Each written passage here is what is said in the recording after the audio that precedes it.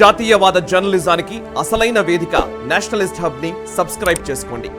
Notifications కోసం bell icon పై click చేయండి. నరేంద్ర మోదీ గారు ఆయన చేసిన పనిని చెప్పుకోవడంలో ఆయనకు మించిన వ్యక్తి ఇంకో నాకు తెలిసి పొలిటికల్ ఎరీనాలో లేరండి.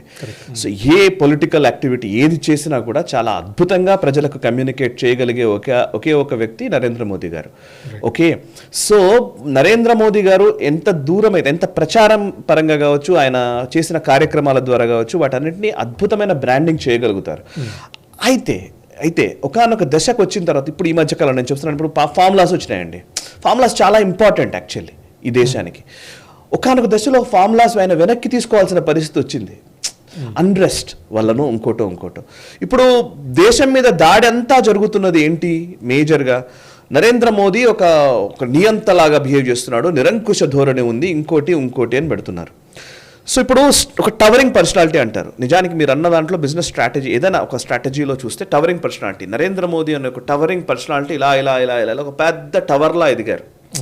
ఆ టవర్లా ఎదిగినటువంటి పర్సనాలిటీని ఢీకొనగలిగే సత్తా ఇంకెవరికి లేదు.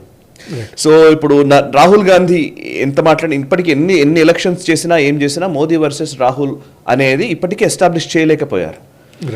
బట్ రాహుల్ కొంచెం ఎదిగినట్టే గ్రోత్ అన్నమాట. మనం చెప్తాను కదా 2020కి 21కి 22కి గ్రోత్ పెరిగిందా తగ్గిందా ఇది మాత్రమే లెక్క అవుతుంది కదా. గ్రోతా లేకపోతే డిక్లైనా, అంతే కదా. సో ఆయన గ్రోత్ అని అనుకున్నాం అనుకోండి, ఆ గ్రోత్ ఎంత దూరం అనే పెట్టుకుంటావో తెలియదు. ఇక్కడ కొంచెం తగ్గినట్టే, ఇక్కడ ఎంత పెరిగినా అది బోనసే. కరెక్ట్.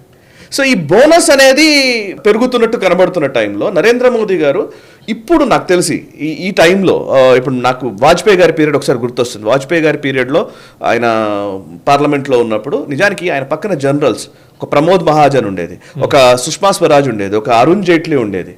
సో రకరకాల మనుషులు రకరకాల అంశాల పట్ల అద్భుతంగా ఎదుర్కొనేవాళ్ళు, ఈవెన్ అధికారంలో ఉన్నప్పుడు అండ్ ప్రతిపక్షంలో ఉన్నప్పుడు కూడా. అంటే ఇప్పుడు రాహుల్ గాంధీ మాట్లాడే ప్రతి మాటకి మోదీ గారే సమాధానం ఇవ్వాలి అనేది కరెక్ట్ కాదు. సో ఇంకా next layer leaders, next layer మనుషులు కరెక్ట్గా కౌంటర్ చేయగలిగే ఒక వ్యక్తులు విత్ ఫ్యాక్ట్స్ చెప్పగలిగే వాళ్ళు కావాలి. And now it is time for Narendra Modi to become లేదా to behave like a statesman rather than a politician. So ఆయన ఆ స్టేచర్కి వెళ్ళిపోయారు. ఇప్పుడు చూడండి, హైయెస్ట్ సివిలియన్ అవార్డ్స్ వచ్చాయి ఆయనకి. ఇప్పుడు last Russia highest civilian award వచ్చింది, సౌదీ అరేబియా ఇచ్చింది, ఎన్నో దేశాలు హైయెస్ట్ సివిలియన్ అవార్డ్స్ ఇచ్చాయి, ఆ దేశాలు ఇచ్చాయి. ప్రపంచంలోనే ఆయన గ్లోబల్ లీడర్గా గుర్తిస్తున్నారు. గ్లోబల్ లీడర్గా గుర్తిస్తున్న టైంలో ఆయన స్టూప్ డౌన్ కాకుండా చూడాల్సిన ఒక ఎకో సిస్టమ్, ఒక సిస్టమ్ ఫామ్ కావాల్సిన సందర్భం వచ్చింది. They had to take lead. So వీళ్ళు లీడ్ తీసుకోవాల్సిన అవసరం వచ్చింది. సో ఇప్పుడు రాహుల్ గాంధీ వర్సెస్ నరేంద్ర మోదీ కొంతకాలం క్రితం వరకు కూడా అది ఒక రకంగా చెప్పాలంటే నరేంద్ర మోదీ ముందు రాహుల్ గాంధీ ఆనని పరిస్థితి ఉండింది. బట్ ఈరోజు రాహుల్ గాంధీ ఏది మాట్లాడుతున్నాడో తనకి హిట్ అండ్ రన్ బ్యాచ్ లోకి వచ్చేసాడు. అంటే యాక్చువల్ 2024 ఎలక్షన్స్ కూడా అది యునైటెడ్ అపోజిషన్ వర్సెస్ మోదీ అన్నట్టు వచ్చింది, కానీ రాహుల్ గాంధీ వర్సెస్ మోదీ అన్నట్టు రాలా. సో ఇప్పుడు ఏమవుతుందంటే ఇప్పుడు ఆ స్టేచర్ బిల్డింగ్ కార్యక్రమము ఇంటర్నేషనల్ కాన్స్పిరసీలో భాగంగా జరుగుతోంది. సో ఈ టైంలో మోదీ ఆయన చేసిన పనులు 75 ఏళ్లలో చాలా వాటిల్లో గేమ్ చేంజింగ్ నిర్ణయాలు తీసుకుని వచ్చాడు కదా మోదీ గారు. సో అట్లాంటిది దాన్ని ఇప్పుడు ఆయన ఒక స్టేట్స్మెన్ లెవెల్లోకి ఆయన వెళ్ళాలేమో అని నాకు అనిపిస్తుంది. అండ్ కొన్ని ప్రచారం కొంత తగ్గించాల్సిన అవసరం కూడా కనబడుతుంది నా దృష్టిలో. ఎందుకని అంటున్నానంటే ఇప్పుడు మీరు పివి నరసింహారావు గారి హయాం చూడండి, 244 సీట్లు వచ్చాయి, కాంగ్రెస్ పార్టీ అధికారంలో ఉన్నది 91. సో పివి నరసింహారావు గారు అధికారంలో ఉన్నప్పుడు పివి నరసింహారావు గారికి నిజానికి మైనారిటీ ప్రభుత్వం, ఆయనకు పూర్తి మెజారిటీ కూడా లేదు. బట్ ఆయన తీసుకున్న నిర్ణయాలన్నీ చరిత్రాత్మకమైన నిర్ణయాలు. ఆర్థిక సంస్కరణలు అయితేనేమి, లేకపోతే ఈవెన్ అయోధ్య ఇష్యూ వచ్చిన టైంలో అయితేనేమి, ఈవెన్ కేపీఎస్ గిల్ని పెట్టి ఖలిస్తాన్ మూవ్మెంట్ మొత్తాన్ని తుదిముట్టించేశాడు ఒక టైంలో. అండ్ ఈవెన్ పిఓజేకేలోని పార్లమెంట్ స్థానాన్ని కూడా ఆయన యాడ్ చేసి రిజల్యూషన్ పాస్ చేశాడు. అఫ్ కోర్స్ దాంట్లో ఈవెన్ వక్ఫ్ బోర్డు ఇట్లాంటివి కూడా వచ్చాయనుకోండి, అవి కూడా ఉన్నాయి. బట్ అంటే చరిత్రాత్మకమైన నిర్ణయాలు తీసుకుంటున్న సందర్భంలో ఆయన మౌనముని అంటారు. ఆయన చాలా సైలెంట్ గా ఆయన బిహేవ్ చేశారు, స్టేట్స్ మ్యాన్ లా బిహేవ్ చేశారు. Now it is time. Modi గారు 2014లో మోదీ గారి ఇమేజ్ కి 2024లో మోదీ గారి ఇమేజ్ కి భూమికి ఆకాశానికి ఉన్నంత వ్యత్యాసం ఉంది. 2014లో ఆయన గుజరాత్ అనే ఒక దాన్నే కంటిన్యూ చేస్తూ వచ్చారు. 2024కి ఈరోజు ఆయన ప్రపంచానికి నాయకుడిగా నిలిచారు. ఈ టైంలో సమ్వేర్ నాకు అనిపిస్తోంది, ఇది నిజమో కాదో నాకు తెలియదు కానీ, బట్ ఈ టైంలో సమ్వేర్ ఒక ఎకో సిస్టమ్ ఆయన చుట్టూతా ఆయన ఒక షీల్డ్ బిల్డ్ కావాల్సిన టైం వచ్చింది. అంటే ఇప్పుడు మీరు 2000 కాకపోతే ఆయన దానికి ఎట్లా తీసుకుంటారో తెలియదు కానీ బికాస్ మోదీ అమిత్ షా ప్రతి డిసిషన్ మోదీ అమిత్ షా కార్యాలయం నుంచే వస్తుంది. ప్రతి డిసిషన్ ఒక నాయకుడు జాయిన్ కావాలన్నా, ఒక నాయకుడు జాయిన్ కాకూడదన్నా, ఒక పార్టీతో ఉండాలన్నా ఉండకూడదన్నా, ఒక ముఖ్యమంత్రి ఎవరు కావాలి దగ్గర నుంచి చిన్న విషయాల వరకు ప్రతిదీ నరేంద్ర మోదీ అండ్ అమిత్ షా నిర్ణయాలు తీసుకున్నప్పుడు పొలిటికల్ గా కొంచెం అట్లా సర్ప్రైజింగ్ ఫ్యాక్టర్ పెట్టడం కూడా అవసరం కదండి. ఫర్ ఎగ్జాంపుల్ ఎప్పుడు కూడా మనకి లాస్ట్ ఏంటిది 10 years ఒక డెకేడ్ పైన లేకపోతే లాస్ట్ 3 elections లో మనకి అపోజిషన్ ఎప్పుడు వాళ్ళు పీఎం క్యాండిడేట్ని డిక్లేర్ చేయాలి రైట్. సో ఇన్ఫాక్ట్ ఇక్కడ మనకి సరే ఇక్కడ అసెంబ్లీలో అక్కడ తెలిసింది కానీ తెలంగాణలో తెలిసింది కానీ బట్ ఓపెన్ డిక్లరేషన్స్ అనేవి జనరల్గా చేయట్లేదు.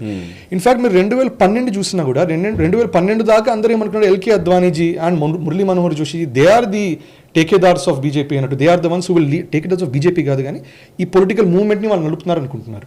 కానీ 2012 నుంచి లేకపోతే 13 నుంచి సడన్గా అది మారిపోయింది. సడన్గా లీడర్స్ వచ్చారు, సడన్గా ఎకో సిస్టమ్ వేరేగా ఫామ్ అయింది. అఫ్ కోర్స్ అప్పట్లో ఉన్న వేరే నేతలు సుష్మా స్వరాజ్ అవనియండి, అరుణ్ జైట్లీ చేయండి, మీరు అన్నట్టు డెఫినెట్లీ దేవర్ దేర్. ఇప్పుడు అన్ఫార్చునేట్గా మనతో లేరు వాళ్ళు. కానీ అట్లాగే పొలిటికల్గా అనుకోవచ్చు కదా, ఆల్రెడీ ఉన్నారు, దే ఆర్ దేర్. కానీ ఇప్పుడే రైజ్ చేస్తే ఇమీడియట్గా వాళ్ళని స్ట్రైక్ డౌన్ చేసే పనులకు దిగిపోతారు అపోజిషన్.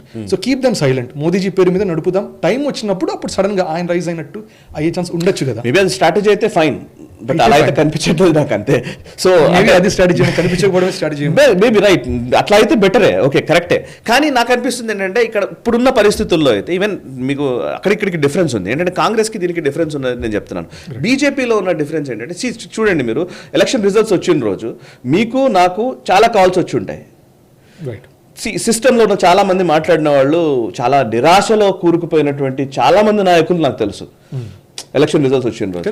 గెలిచి కూడా అదే రామాధవ్ గారు ఒక ఆర్టికల్ రాశారు, గెలిచిన నాయకులు, రామాధవ్ గారు రాసింది అనుకుంటాను, సబ్జెక్ట్ కరెక్షన్ చూడాలి.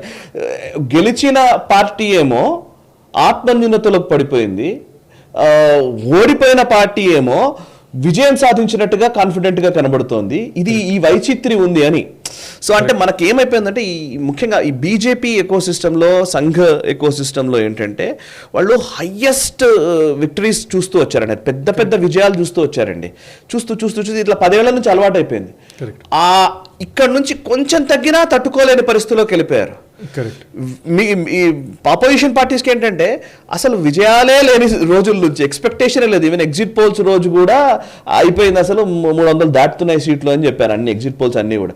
ఎలక్షన్ రిజల్ట్స్ రోజు ఒక్కసారిగా నెంబర్లు 99 గెలవగలుగుతుందా కాంగ్రెస్ పార్టీ అనే పరిస్థితికి వచ్చిన రోజు ఒక్కసారిగా హయ్యర్ ఆ మోరల్ పెరుగుతుంది ఆబ్వియస్లీ. సో ఇట్లాంటి వాతావరణం ఉంది. అండ్ హిట్ అండ్ రన్ బాపతి. ఇప్పుడు ఇదంతా గొడవ అంతా కూడా స్టేచర్తో కూడిన నాయకులు ఇద్దరి మధ్య సంభాషణ ఉన్నప్పుడు Modi and someone else is fine. ఇప్పుడు వాజ్పేయి గారు ఉన్నారు ఒకవైపు, ఇంకోవైపు ఇంకొక పెద్ద నాయకుడు ఉన్నాడు అనుకుందాం, అప్పుడు వేరు. ఇప్పుడు నెహ్రూ గారి పీరియడ్లోనో లేకపోతే ఇందిరాగాంధీ పీరియడ్లోనో, ఇన్ఫ్యాక్ట్ ఇంకా చెప్పాలంటే మన్మోహన్ సింగ్ పీరియడ్లో కూడా ఇంకా కొంత నయం. ఈ రోజు అట్లా లేదు పరిస్థితి. ఈ రోజు ఎట్లా ఉందంటే hit and run. So Agniveer గురించి ఒక మాట్లాడేస్తాను, దీని మీద కొన్ని రోజులు నడుస్తుంది, అక్కడ నుంచి నీట్కి వస్తాను, అక్కడ కొన్ని రోజులు నడుస్తుంది, అక్కడ నుంచి రాఫెల్ గురించి మాట్లాడతాను, కొన్ని రోజులు నడుస్తుంది, ఆ దాని మీద ఒక రిపోర్ట్ ఇస్తాను, అయిపోతుంది. ఇట్లా హిట్ అండ్ రన్, ఇవాళ ఒకటి, రేపు ఒకటి, ఎల్లుండి ఒకటి, అట్లా ప్రతి 15 రోజులకు ఒక ఇష్యూని తీసుకోవాలి, దాని మీద మాట్లాడాలి, బీజేపీ ఏం చేయట్లేదు, మోదీ ఏం చేయట్లేదు అని చెప్పాలి, వెళ్ళిపోవాలి. ఇట్లాంటి ఒక ఇమ్మెచ్యూర్ పొలిటికల్ డ్రామా నడుస్తున్నప్పుడు నరేంద్ర మోదీ ప్రతిదానికి సమాధానం చెప్పడం వల్ల, ప్రతిదానికి ఆయన రియాక్ట్ అవ్వడం వల్ల, ప్రతిదాన్ని ఆయనే ఓన్ చేసుకోవడం వల్ల, ప్రతిదానికి ఆయనే రెస్పాన్సిబుల్ అవ్వడం వల్ల అది నరేంద్ర మోదీ స్టేచర్ని తగ్గించేదే కానీ పెంచేది కాదనేది నా అభిప్రాయం. సో మీరు అన్నట్టుగా స్ట్రాటజికల్లీ నరేంద్ర మోదీ గారినే కొన్ని రోజులు ఉంచాలి అనుకుంటే కనుక యాజ్ అ జర్నలిస్ట్ నాకు అనిపించేది ఏంటంటే, మీరు గమనిస్తే మహాత్మా గాంధీ గురించి కూడా నెగటివ్ ఉంటుంది, ఈవెన్ జవహర్లాల్ నెహ్రూ గురించి విపరీతమైన నెగటివిటీ ఉంటుంది ఆ రోజుల్లో. శ్రీరాముడు గురించి ఈవెన్ నెహ్రూ గారి ఎరాలో నెహ్రూ గారు అంటే ఇంకా అసలు ఆల్టర్నేటివ్ లేని ఒక పెద్ద దైవాంశ సంభూతుడిగా నెహ్రూని ట్రీట్ చేసిన రోజులు తెలుసు. 80వ దశకం వరకు మనం చిన్నపిల్లలుగా ఉన్నప్పుడు చాచా నెహ్రూ అంటే ఏదో చిన్నపిల్లలతో చాలా గొప్పగా ఉండేవాడని, చిన్నపిల్లలకు ఆయనకు అసలు ఎక్కడ సంబంధం లేదు చిల్డ్రన్స్ డే. అట్లాంటి స్టేచర్ కలిగినటువంటి ఆ రోజున్న వాళ్ళే ఈ రోజు అనేక అభాస్పాలు వాళ్ళు చేసిన సమస్యలు, ఇబ్బందులు ఇప్పుడు ఈరోజు బయటకు వచ్చినాయి కాబట్టి వాళ్ళ మీద కూడా విమర్శలు వస్తున్నాయి. సో ఈవెన్ నరేంద్ర మోదీ లాంటి వ్యక్తి నిజానికి ఈ దేశానికి ఒక కొత్త దిశను ఇచ్చినటువంటి వ్యక్తి. ఆయన తప్పుకోవడం కూడా గౌరవప్రదంగా గొప్పగా జరగాలనే అభిప్రాయమే చాలా ఇంపార్టెంట్. ఈ వీడియో మీకు నచ్చినట్టయితే లైక్ చేయండి, 10 మందికి షేర్ చేయండి. అలాగే కామెంట్ల రూపంలో మీ అభిప్రాయాలను మాతో పంచుకోండి. Nationalist hub group of channels ను సబ్స్క్రైబ్ చేసుకుని తెలుగునాట జాతీయవాద జర్నలిజాన్ని ప్రోత్సహించండి. ఈ వీడియో కింద ఉన్న బెల్ ఐకాన్ పై క్లిక్ చేయడం మర్చిపోవద్దు.